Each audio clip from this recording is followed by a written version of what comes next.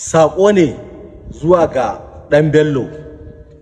Ɗan Bello wallahi tallahi ka yi a hankali ba, ka yi a hankali.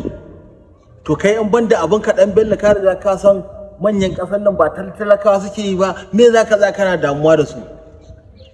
To ba wai abin da kake yi ne ba na so ba, ina so, amma ga shawara guda ɗaya da zan ba ku manya masu kuɗi na ƙasar nan, 'yan gwamnati, dan Allah ku ringa sanin talakawa. Kuɗin nan fa na ƙasa fa ba fa naku ne ku kaɗai ba. Mu da a ce za mu samu ku ringa ɗan yago mana ko da ɗan kaɗan ne, ana mana ayyuka, ana mana abin da muke so, wallahi in kun sace ba damuwa za mu ringa yi ba.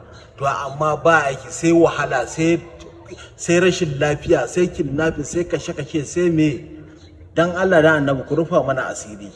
Kan ku sa mu kare ga baki ɗaya, wallahi in muka kare ga baki ɗaya, wallahi kuma ba ku ji daɗi ba. To wa zai ringa muku aiki, wa zai ringa muku wahala? Mu talaka mu ne turan, mu ne ku wallahi. Allah in ba mu ba ku.